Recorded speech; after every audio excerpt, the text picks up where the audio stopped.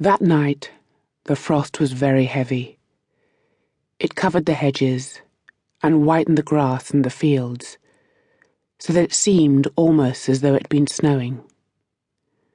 But the night was clear and beautiful, and bright with stars, and the moon was nearly full.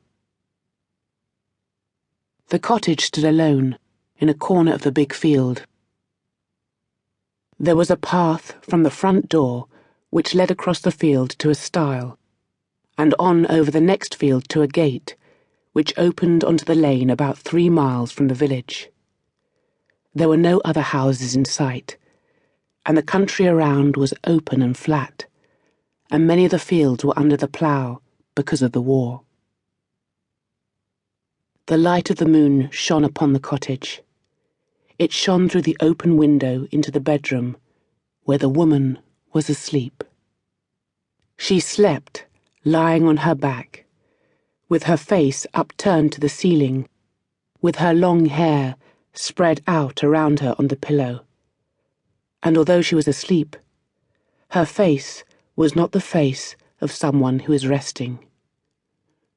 Once she had been beautiful, but now there were thin furrows running across her forehead, and there was a tightness about the way in which her skin was stretched over the cheekbones.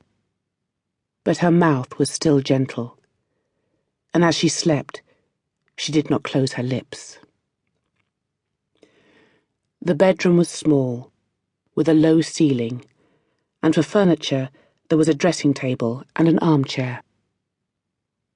The clothes of the woman lay over the back of the armchair, where she had put them when she undressed. Her black shoes were on the floor beside the chair.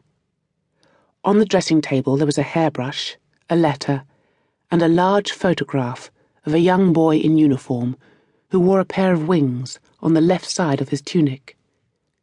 It was a smiling photograph, the kind that one likes to send to one's mother, and it had a thin black frame made of wood. The moon shone through the open window, and the woman